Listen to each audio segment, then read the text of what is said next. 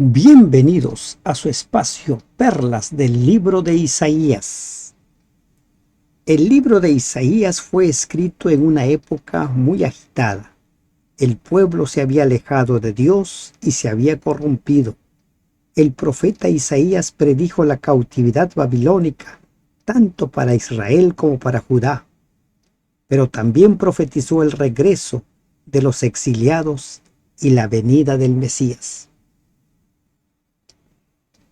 Buen día. Damos gracias a Dios que nos permite iniciar el estudio de las perlas de este libro. Este libro puede muy bien ser considerado el Apocalipsis del Antiguo Testamento. Isaías es el libro más mencionado en el Nuevo Testamento. En ella vamos a encontrar nosotros profecías sobre la venida del Mesías, profecías sobre la nueva tierra. Hay quienes empezaron a considerar en el siglo pasado que Isaías se ha escrito en dos partes, los primeros 39 capítulos por Isaías mismo y los siguientes capítulos por otros escritores. ¿Y por qué? Porque al igual que Daniel, Isaías predice con precisión matemática hechos futuros. Por ejemplo, habla de Ciro, da nombre, dice el lugar de donde viene, qué va a hacer. Entonces, como no cabe en la mente de algunos autodenominados eruditos, cuestionan la Biblia, dice, porque no puede ser. Esto ha tenido que ser escrito ya posteriormente, cuando todos estos hechos se dieron. Pero la palabra de Dios es inspirada y es Dios quien da a conocer los misterios. Dios es quien revela las profecías, Dios es quien anuncia las profecías, y es ese Dios conocedor del pasado, el presente y el futuro, el que guía a su pueblo. Ingresemos al estudio de las perlas de Isaías capítulo 1. Visión de Isaías, hijo de Amós, la cual vio acerca de Judá y Jerusalén en días de Usías, Jotam, Acaz y Ezequías, reyes de Judá. Usías. ¿Qué sabemos de Usías? Usías fue un rey al principio temeroso. Buscó a Dios. Pero después, dice el libro de Reyes y también el de Crónicas, que se llenó de soberbia. Él llegó a considerar que podría ofrecer el incienso, ministerio entregado solo a los sacerdotes, por lo cual contrajo la lepra y no se curó hasta el día de su muerte. La muerte de Usías se produce entre el año 740 al 739. Y Ezequías, uno de los últimos reyes buenos, temerosos de Dios, murió entre los años 687 al 686 después de Cristo. Y el ministerio de Isaías está entre estos reyes, entre Usías y Ezequías. Un buen periodo de tiempo. Está ubicado entre los 700 antes de Cristo.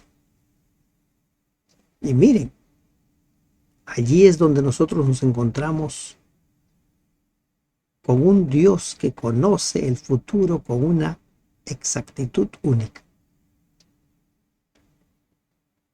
Isaías habla acerca del exilio, no solo de Israel, sino de los judíos. En los tiempos de Isaías, Babilonia no era una potencia, era un pequeño pueblo. ni mucho menos los medos persas. Entonces, la primera perla que debemos sacar del libro de Isaías es que nosotros servimos, nosotros adoramos a un Dios que conoce y revela a sus hijos todo lo que se necesita para creer en Él. Y Isaías nos da muchas razones para creer en Dios, para desarrollar nuestra fe. Isaías nos da muchos argumentos para entregarle nuestra vida a Dios. En la primera parte del libro de Isaías, los primeros 9 versículos hablan acerca de la condición pecadora de Israel, la triste condición.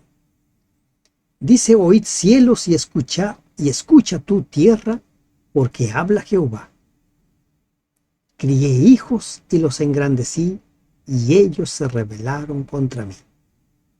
Y esta es la triste historia del pueblo de Dios a lo largo de su historia. Rescatados por Dios de Egipto, ya en el desierto se rebelaron. En el tiempo de los jueces se rebelaban, se arrepentían, se rebelaban, se arrepentían. Y en el tiempo de Isaías esta crisis espiritual se ahondó. Crié hijos y los engrandecí, y ellos se rebelaron contra mí. Generalmente los padres echan de la casa a los hijos cuando estos no quieren obedecer. Y Dios una vez más compara la relación con su pueblo con la relación familiar. El buey conoce a su dueño y el asno el pesebre de su señor. Israel no entiende, mi pueblo no tiene conocimiento. ¿Qué significa que Israel no entiende, que no tiene conocimiento? Si todos los sábados tenían el estudio de la Biblia, si tenían fiestas anuales, si había al año un día de expiación en la cual todos debían arreglar cuentas con Dios, ¿qué es lo que no entendían? Y aquí encontramos otra perla. El conocimiento por sí solo no sirve si no hay entrega del corazón.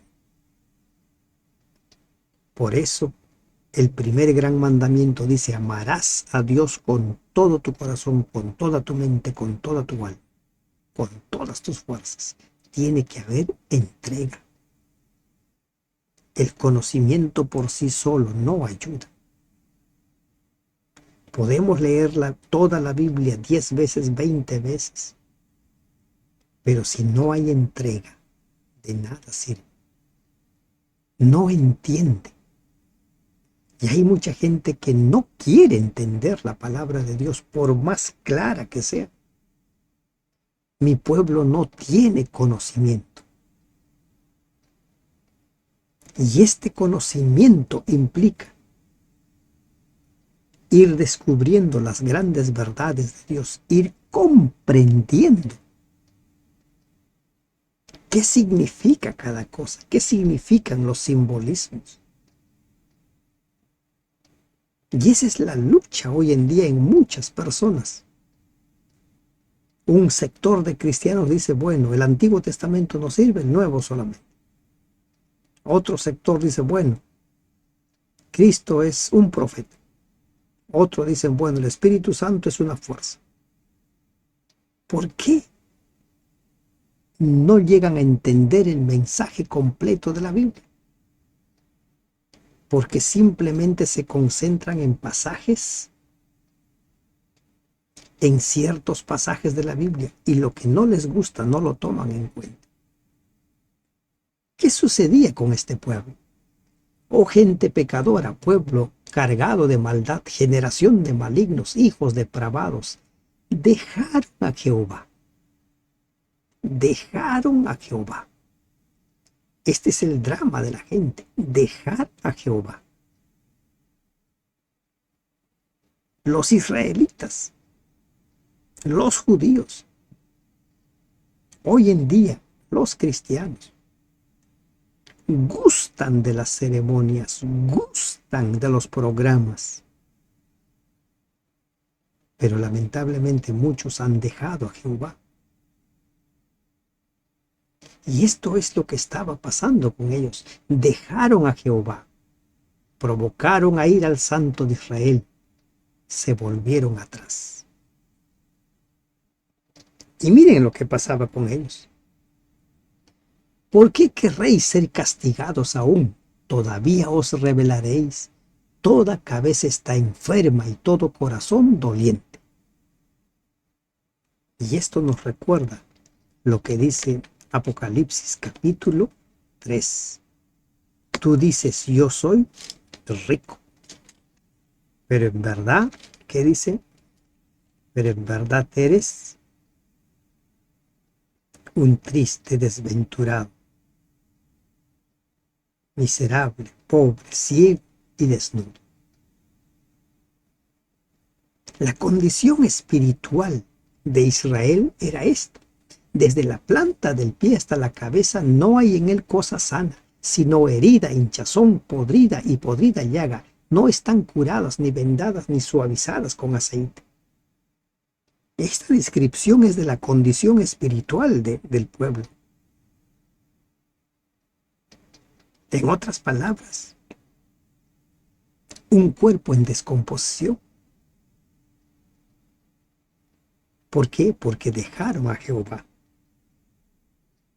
No había nada bueno. Sus conocimientos, sus pensamientos, sus creencias giraban en torno a cualquier cosa menos en base a la palabra de Dios. Vuestra tierra está destruida, vuestras ciudades puestas a fuego, vuestra tierra delante de vosotros comida por extranjeros y asolada como asolamiento de extraños. Y queda la hija de Sión como enramada en viña y como cabaña en melonar, como ciudad asolada. Consecuencia de haberse alejado de Dios.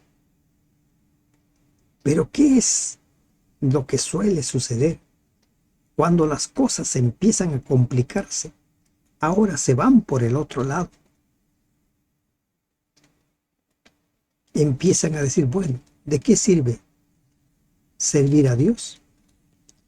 A los otros les va bien porque sus dioses les ayudan. Por lo tanto, no tiene ningún sentido que nosotros sirvamos a Dios.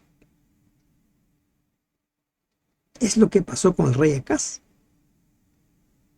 El rey Acaz fue a Damasco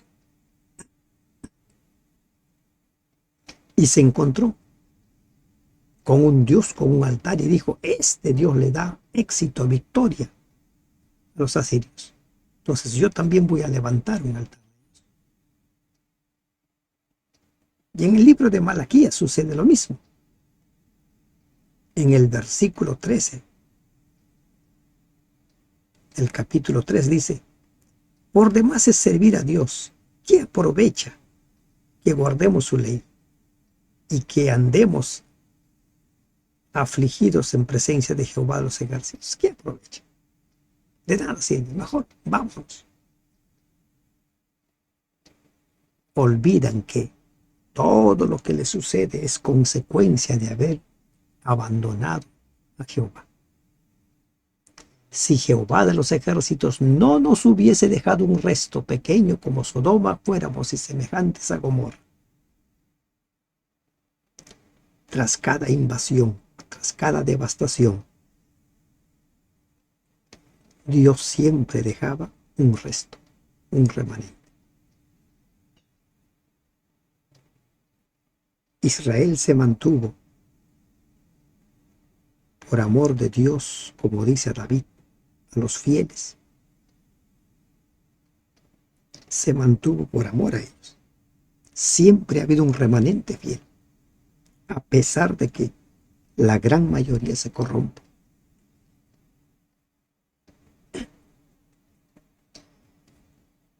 A partir del versículo 10 hay un llamamiento al arrepentimiento.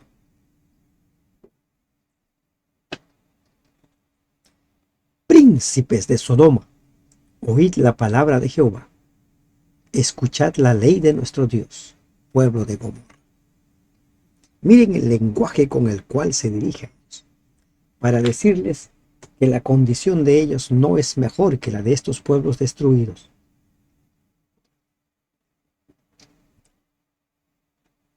¿Y qué pensamos nosotros? Príncipes de Sodoma. ¿Y cuál es el llamado? Miren lo que dice. Y aquí es donde nosotros tenemos que meditar bastante. Los programas son buenos, los servicios son buenos, pero si no nos hemos entregado a Dios, nada sirve. Israel había dejado a Dios, se habían alejado de Jehová, pero continuaban con las fiestas, continuaban con las ceremonias, continuaban con los servicios, continuaban infaltablemente. Y con seguridad que eran muy celosos por cuidar las formas. Este cordero sí, este cordero no, que lo haga el sacerdote. Pero todo eso era formas. ¿Para qué me sirve, dice Jehová, la multitud de vuestros sacrificios? Hastiado estoy de holocaustos, de carneros y de cebo de animales gordos. No quiero sangre de bueyes, ni de ovejas, ni de machos cabríos. Nada sirve si nos hemos alejado de Jehová. Nada. Y eso hay que entenderlo. Los programas no sirven.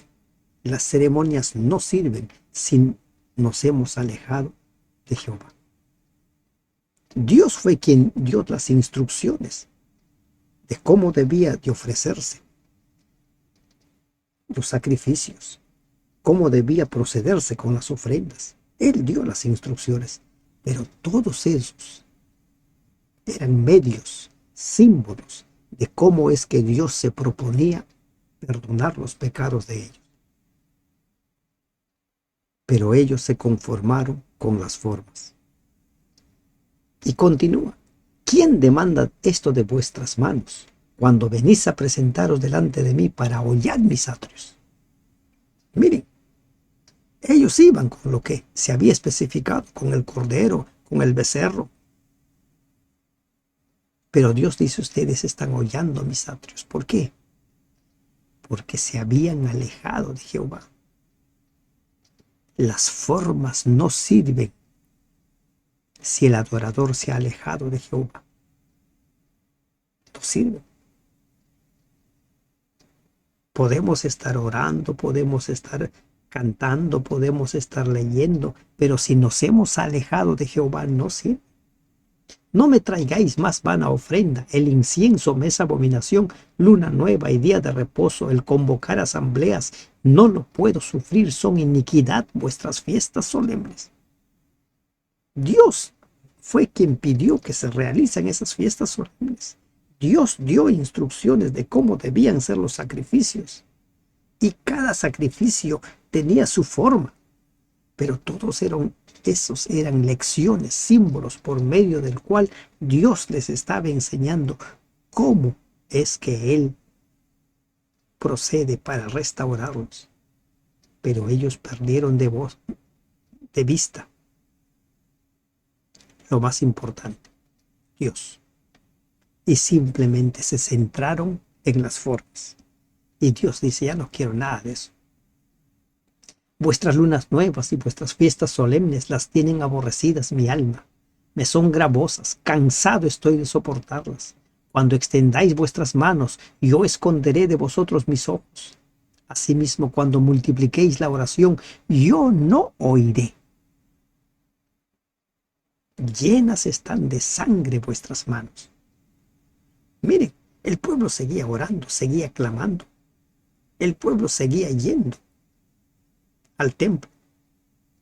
El pueblo seguía participando de sus ceremonias. Pero para Dios ya nada de eso servía. Nada sirve si primero no entregamos nuestra vida al Señor? Nada, nada. Y esta debe ser una gran lección para cada uno de nosotros. Cuando Pablo escribe acerca de, precisamente de todas estas fiestas que ya dejaron de ser, entonces hay algunos, ¿no es cierto?, los que quieren mirar siempre a los 10 mandamientos y dicen, ve, ya no sirve nada, todo está clavado. Las fiestas ceremoniales apuntaban al ministerio de Cristo. Si el adorador no veía en el Cordero a Cristo, si el adorador no veía en el sacerdote a Cristo, si el adorador no veía en la sangre que se derramaba del Cordero, la sangre de Cristo, no servía de nada. Nada. Cuando multipliquéis la oración, yo no oiré. Por eso dice Proverbios, el que encubre su pecado,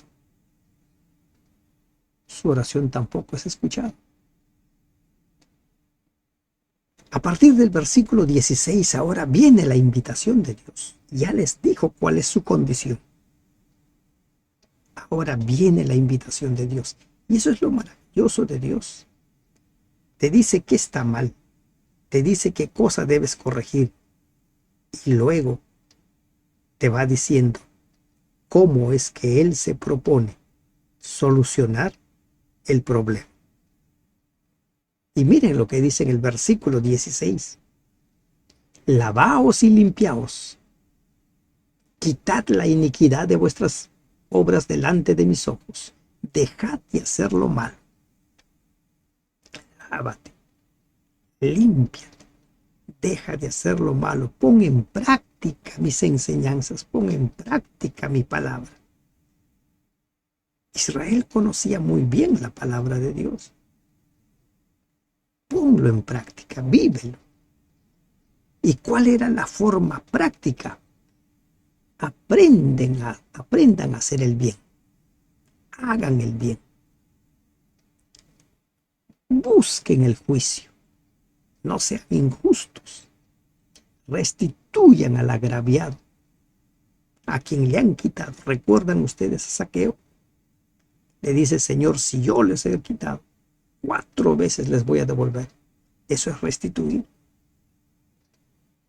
Restituir. Haced justicia al huérfano. Amparad a la viuda. Esa es la religión práctica. Ese es poner en práctica la palabra de Dios. Deja de pecar. Vuélvete. Y después de que haga todo esto, entonces viene la gran invitación. Venid luego, dice Jehová, y estemos a cuenta. Si vuestros pecados fueren como la grana, como la nieve serán emblanquecidos. Si fueren rojos como el carmesí, vendrán a ser como blanca lana.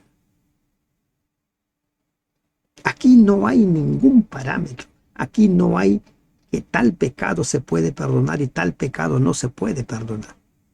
Dice, después que hagas esto, después que pongas en práctica, ven, vamos a hacer cuentas. Si tus pecados son rojos, van a ser blancos como blanca lana, lavados con la sangre de Cristo. Ese es el perdón que ofrece Dios, un perdón total. Todo aquel que viene a mí, dice en el Evangelio de Juan, no lo echo fuera. No hay pecado imperdonable cuando el pecador va en busca de perdón. No hay. Y Manasés es un ejemplo de ello. Manasés cometió los peores pecados, el rey Manasés. Y cuando él se arrepintió, cuando él volvió a Dios, fue perdonado. Miren, aquí Isaías nos muestra uno de los caminos en que consiste el perdón de pecados. ¿Es el único? No, la Biblia nos muestra muchas otras formas. Pero siempre es ir a Dios. Siempre ir a Dios, porque solo Él puede perdonar nuestros pecados. Y ahora dice, Miren, ya les invité, ya les dije cómo deben hacer. Está en ustedes, ustedes deciden. Dios respeta tu decisión, tu libre albedrío, tú decides. Si quisiereis y oyereis, comeréis el bien de la tierra. Si no quisiereis y fuereis rebeldes, seréis consumidos a espada, porque la boca de Jehová ha dicho. Ustedes decidan. Ya les dije cuál es su problema. Ya les dije cómo solucionar su problema. Ahora ustedes deciden. Del versículo 21 hasta el final de este capítulo 1, se nos habla acerca del juicio y redención de Jerusalén. ¿Ven lo maravilloso que es Dios? Nos dice cuál es nuestro problema. Nos dice cómo solucionarlo. Y luego te dice tú, decide. ¿Cómo te has convertido en ramera, oh ciudad fiel? Llena estuvo de justicia, en ella habitó la equidad, pero ahora los homicidas. Un pueblo justo. La equidad practicada en verdad, no como la que hoy en día se nos quiere presentar. Equidad simplemente para el círculo de quien la promueve. No, el pueblo era un pueblo que practicaba la equidad. ¿Cómo te has convertido en ramera, oh ciudad fiel? Se nos está hablando acerca de la apostasía. ¿Cómo has caído? Tu plata se ha convertido en escorias, tu vino está mezclado con agua. Aquí Isaías contrasta el presente con el pasado, mediante dos figuras muy apropiadas. El carácter del pueblo había sido como de plata preciosa, pero se había degenerado, convirtiéndose en escoria sin valor. El vino puro de la justicia y la santidad se había diluido. Jesús empleó una figura similar cuando habló de la sal, cuyo sabor se había desvanecido. No sirve para nada, dijo el Señor. Tus príncipes, prevaricadores y compañeros de ladrones, todos aman el soborno y van tras las recompensas. No hacen justicia al huérfano ni llega a ellos la causa de la viuda. Cuando Dios dice desde la planta del pie hasta la cabeza, no hay cosa sana sino herida, hinchazón y podrida llaga. No están curadas, ni vendadas, ni suavizadas con aceite. Se refiere a esto. Corrupción generalizada, apostasía generalizada. Terrible la condición. Todo eso sucede cuando nos alejamos de Dios. Y miren, este pueblo seguía yendo a la iglesia. Este pueblo seguía orando. Este pueblo seguía cantando.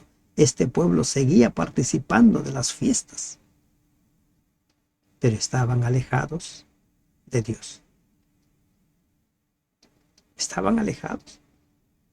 Por tanto, dice el Señor Jehová de los ejércitos, el fuerte de Israel: Ea, tomaré satisfacción de mis enemigos, me vengaré de mis adversarios, y volveré mi mano contra ti, y limpiaré hasta lo más puro tus escorias, y quitaré toda tu impureza. Dios pagará a cada uno según sus obras, dice Apocalipsis 22. Y cuando Dios habla de hacer justicia, es porque debe hacer justicia al afligido, al sometido, de quien se abusa. Y lamentablemente la corrupción en Israel trajo como consecuencia el ahondamiento de la pobreza, de la injusticia. Entonces era tiempo que Dios actúe. Restauraré tus jueces como al principio y tus consejeros como eran antes. Entonces te llamarán ciudad de justicia, ciudad fiel. Los puestos, el sacerdocio, los jueces, los gobernadores, todos habían caído en corrupción. desde la planta de los pies hasta la coronilla, todo podrido. Y ahora Dios dice, vamos a restaurar, vamos a volver a poner jueces a los temerosos de Dios. Sión será rescatada con juicio y los convertidos de ella con justicia. Rescatada con juicio. Los convertidos, los que vuelven, los arrepentidos, los que siempre se mantuvieron fieles. Dios siempre ha tenido un remanente fiel. Pero los rebeldes, dice su palabra, pero los rebeldes y pecadores aún serán quebrantados, y los que dejan a Jehová serán consumidos. Tú decides. Dios les dice eso. Ya saben tu problema, ya sabes la solución. Tú decides. Pero no se va a seguir tolerando el rebelde. Entonces os avergonzarán las encinas que amasteis, y los afrentarán los huertos que escogisteis. Os avergonzarán. Encinas, palabra que se emplea para designar diversos árboles, entre ellos el terebinto y la encina. Os avergonzarán. ¿Por qué? Porque debajo de estos árboles adoraban a sus ídolos. Tenían los lugares altos donde adoraban a los dioses. Y se cierra este primer capítulo con esta advertencia: porque seréis como encina a la que se le cae la hoja, y como huerto al que le faltan las aguas, y el fuerte será como estopa, y lo que hizo como centella, y ambos serán encendidos juntamente, y no habrá quien apague. Miren, en este capítulo 1 se da toda la historia de la redención. Se describe la condición pobre del pueblo, todo podrido, corrupción generalizada, apostasía generalizada. Se les dice que no es tan importante las formas, sino la esencia. Lo más importante es la conversión, entregar la vida a Dios, no tanto las ceremonias, no tanto los programas. De nada sirve que nos pasemos horas orando si no hemos entregado nuestro corazón a Dios. Y luego les dice, hay perdón, podemos empezar de nuevo, yo les puedo limpiar sus pecados. Y luego termina diciendo, tú decides. Ya sabes cuál es tu condición, ya sabes cuál es la solución. Tú decides.